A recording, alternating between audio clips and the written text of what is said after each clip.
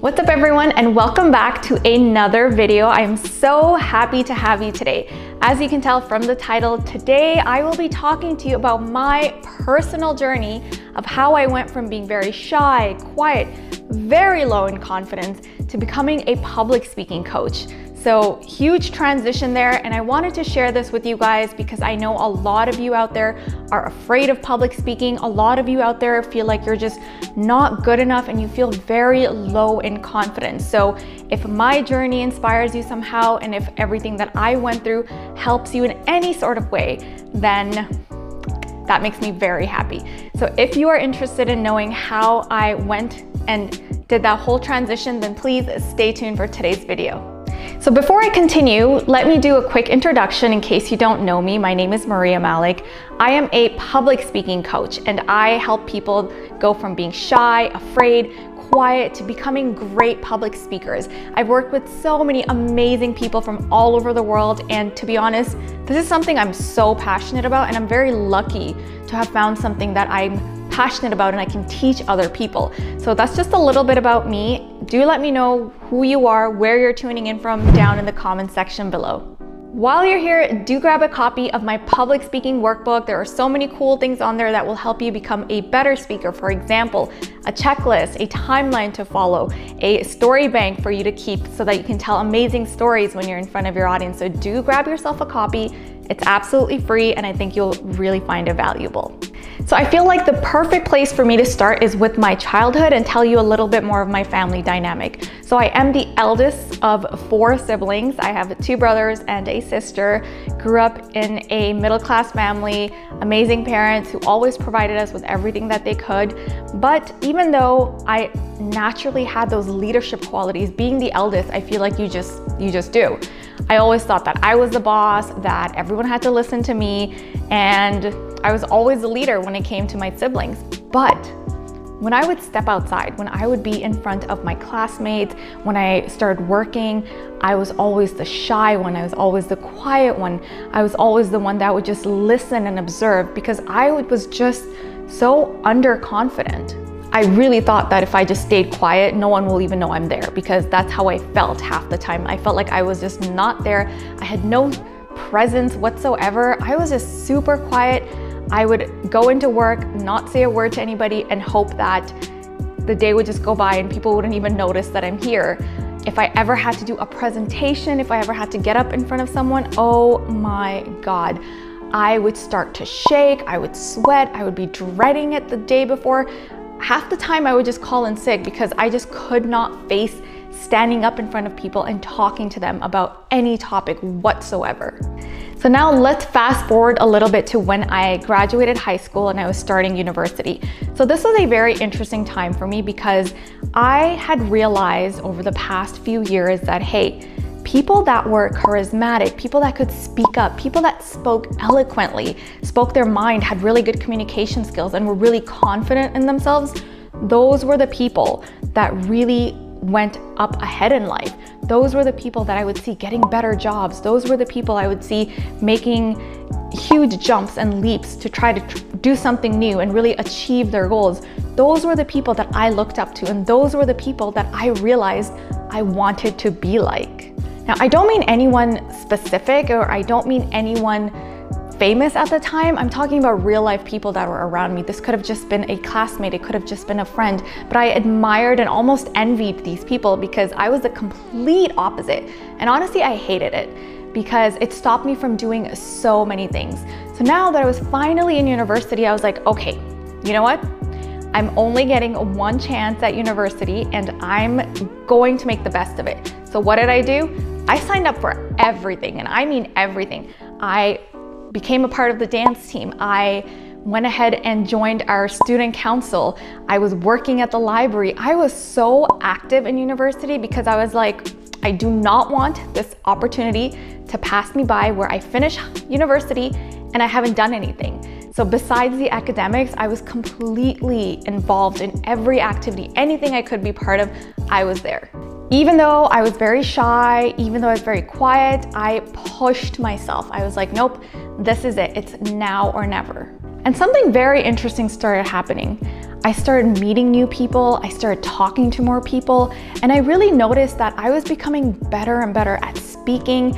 I was becoming better and better at socializing, and also I was just becoming better and better at being around people in general. During this time, I also started to attend lots of events, and I used to watch speakers. I used to listen to them, and I knew that, hey, one day I want to be like that. That is something I want to be able to do. I want to be able to stand up in front of a large crowd, speak my mind, say what I need to say, and say it in a way that really resonates with people. So I started taking public speaking courses. I went online, I found a bunch of courses. I took one course after another. I was reading so many books on public speaking. I've probably read every public speaking book out there, and I just literally became like a sponge. I was absorbing all the information, and I was also applying everything that I was learning. What did I start noticing right away? I started noticing that I just became so confident in myself. And I think that's also because I was getting an education. I was learning more about myself. I was experiencing life for what it was. And that's what really shifted my perspective on everything. So during this time, what I really noticed was that I started getting the jobs that I wanted. I had better friends. I was going out more.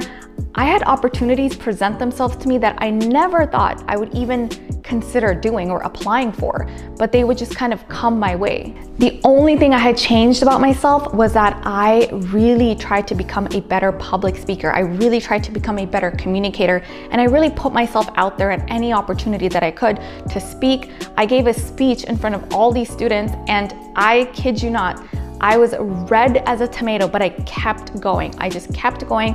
So when I was running for student council for a social science director position, which I won, by the way, surprisingly. I don't know who voted for me after seeing my speech, but the point was that I just got up and I did it. I just didn't care anymore. I was like, this is it.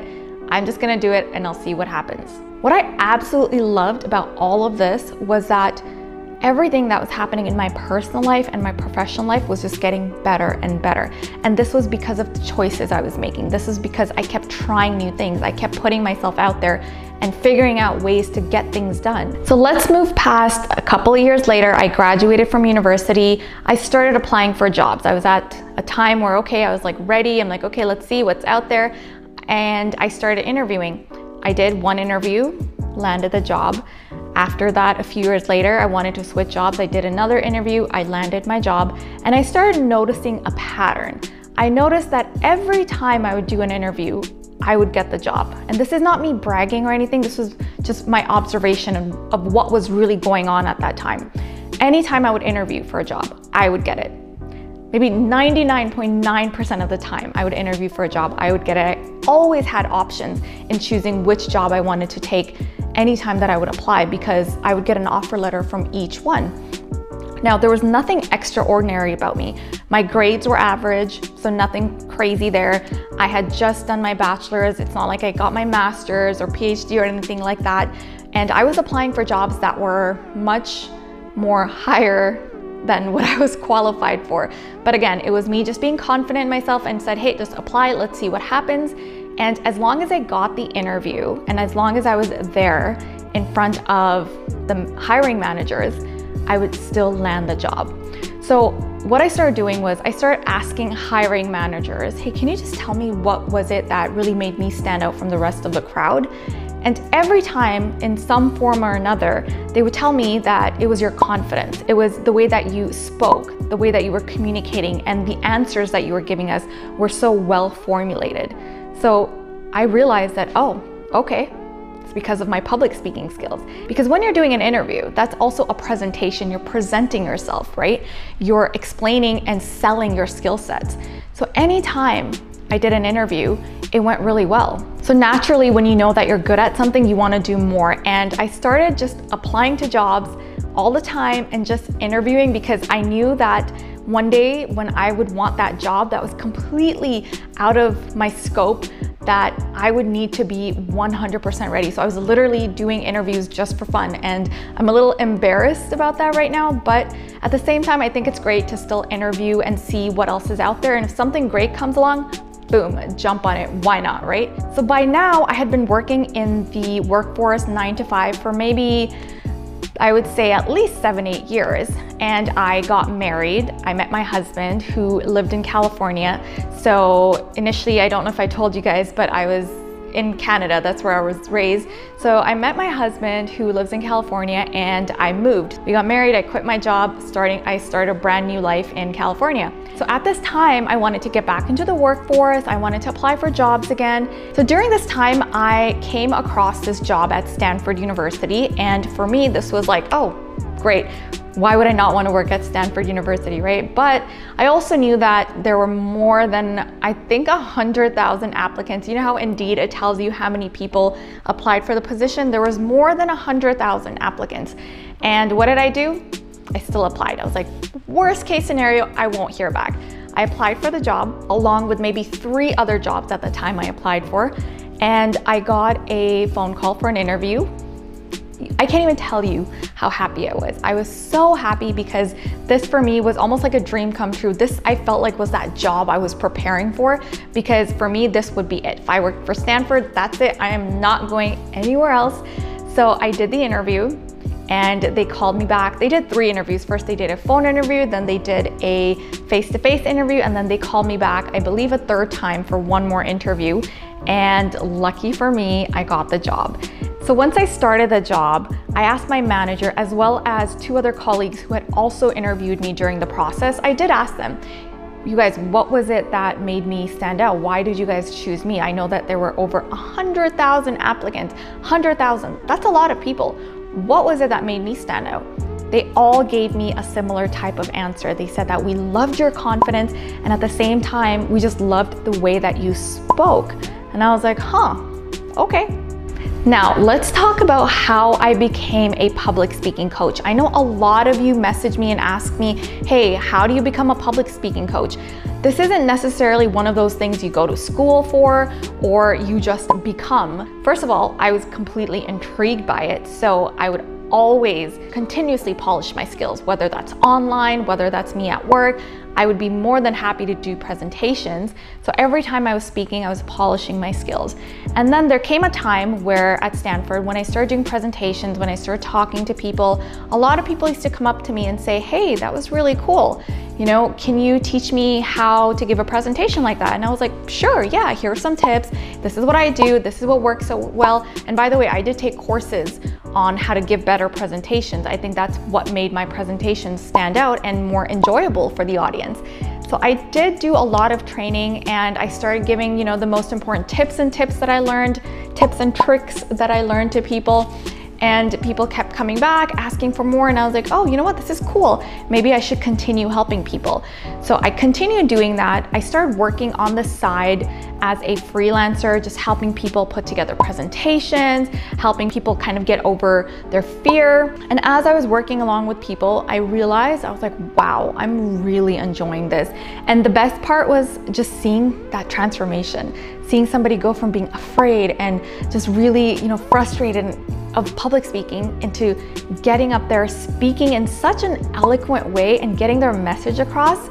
That for me was just the best feeling ever. And I know it's cliche, I know all of that, you know, it sounds like, okay, Maria, like really that makes you happy? Yeah, it really does. It did make me happy. And I realized that, okay, you know, now maybe I have something I can fall back on in case something doesn't work out at Stanford, in case, you know, I get fired one day, or who knows, you never know with life, right? Well, life did happen to me. My husband, he got transferred over to a different city and we had to move. I was devastated. I did not want to leave my job at Stanford, but everything happens for a reason, right? Everything happens for a reason. So we moved, and this was 2019. It was the end of 2019. My last day at Stanford was January 20th. January 6th. So that was the last day. And at this time, I was like, okay, you know what? I've already moved countries. I've started a new job. I really want to figure out what I want to do. So I took out some time and I started just experimenting online. Like I tried YouTube. I was like, okay, wait, maybe I can make YouTube videos and talk about communication, public speaking. Anytime I would even ask anyone, hey, what do you think is my biggest strength? They would all say, hey, you're great at communicating, or you speak so clearly, why don't you teach people that? Because I did that. I really tried to ask everyone around me, hey, what do you guys think, right? Because I wanted to do something that I was passionate about, and I wanted to do something that I was actually good at. And although we sometimes feel like we may be great at something, hearing it from someone else just reinforces it, and you feel like, okay, it just gives you that sort of validation that you need, which I really got from my friends and family. I started with YouTube. I just started filming videos here and there, and I noticed that I was not getting any traction whatsoever on my YouTube videos, so I took a YouTube video course. And then I noticed that I started to get a little bit more traction, and I realized that I really like this and I want to continue doing this. So I took an entire course on how to create a program, because I wanted to make sure that if I'm going to do this, I'm not wasting time and I'm doing it right. And just by chance in March, that's when the pandemic happened, and I was like, okay, well, I can't go back to work now anyway, everything's shutting down, so I might as well put everything and all that I have in this business. So when I created my program, what I did was everything that I learned from my entire high school experience, from my university experience, from my 8 to 10 years of working in corporate jobs, from my time at Stanford, I literally put everything that I learned, that's my whole lifelong lesson that I've learned that helped me become more confident, and things that worked with the people that I worked with, you know, giving them tips and tricks. That's literally how I created my entire program. So when some of you guys ask me and say, hey Maria, how do I start a public speaking coaching business? It's so hard for me to tell you how to do it, because everything that I teach is based on my journey. And my advice to anyone that wants to start any type of business, any type of coaching business, it doesn't necessarily have to be public speaking. I would say do something that you are good at, something you are passionate about, and something that you know you will do for the rest of your life and not get bored. And it took me a long time. It took me a long time to figure it out. It's only been a few years, because before that, I had no idea what I was doing. I was just going along job after job, very lost, to be honest. And this is not to say that 9 to 5 isn't great. It's great for people that want to do it. If you want to go in and, you know, work for someone else, just get your paycheck, get out, great, do that. Because I feel like being an entrepreneur or starting your own online business, it's a lot of work. It wasn't easy.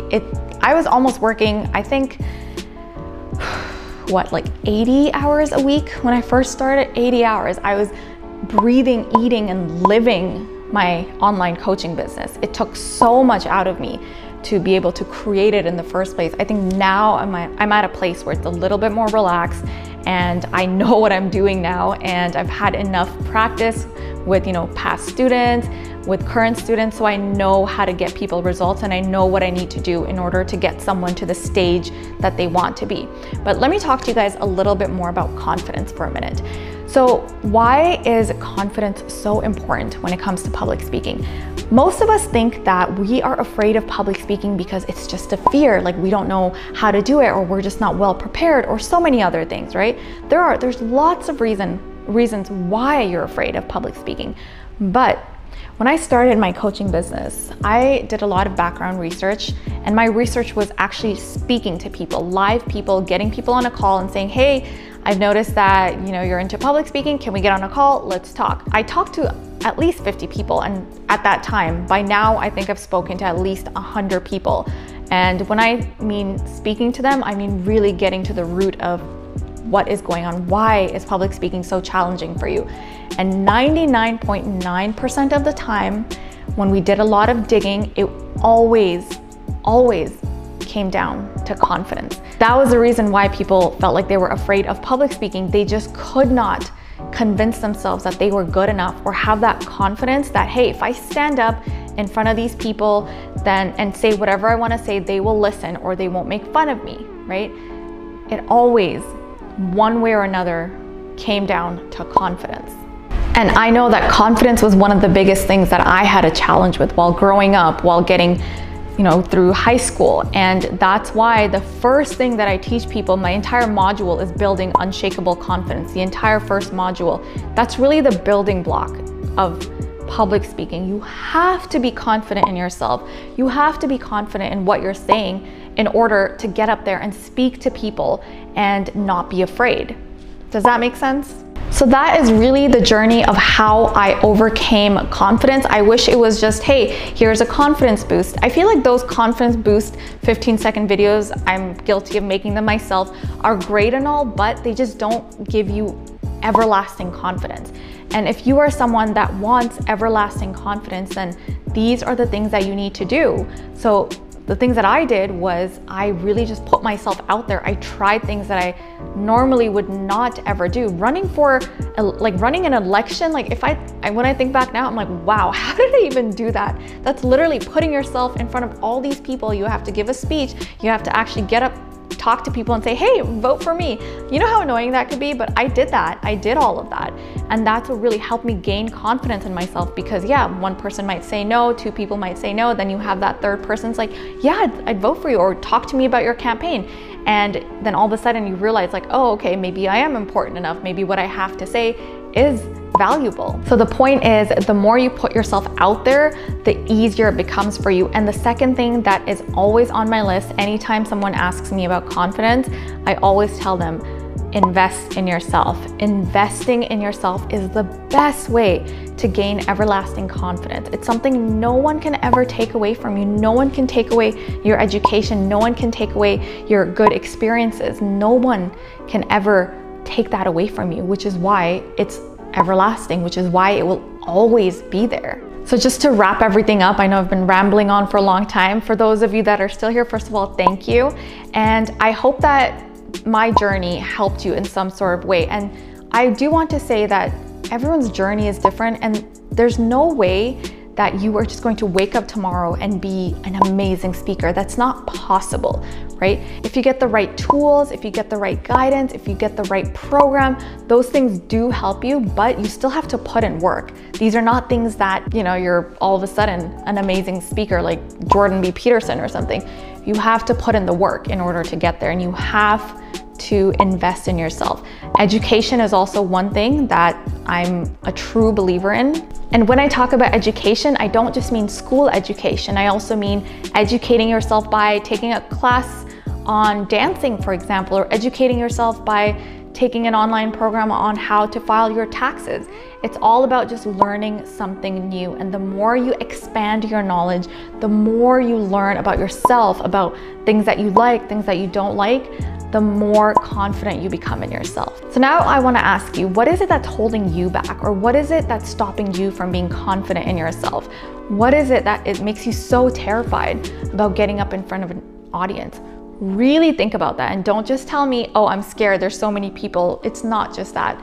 It's a lot more deep rooted, and I need you to think about it and figure it out, because that's the only way to completely get over your fear.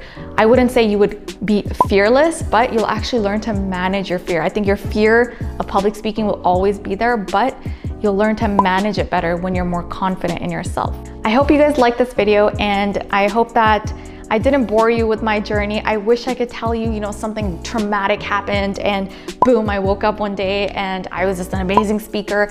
I wish I told you something like that, or that I had great confidence, but it really wasn't. It was literally just my life experiences and me investing in myself and me learning and trial and error and trying new things and working with people for free and just seeing, okay, what's working for them, what's not working for them, trying different things. That's really how I was able to gain the confidence and going from being very shy and quiet, very low in confidence, to becoming now a public speaking coach myself. So that's the only way, you guys. I hope that you enjoyed this video. If you did, give it a like and a thumbs up.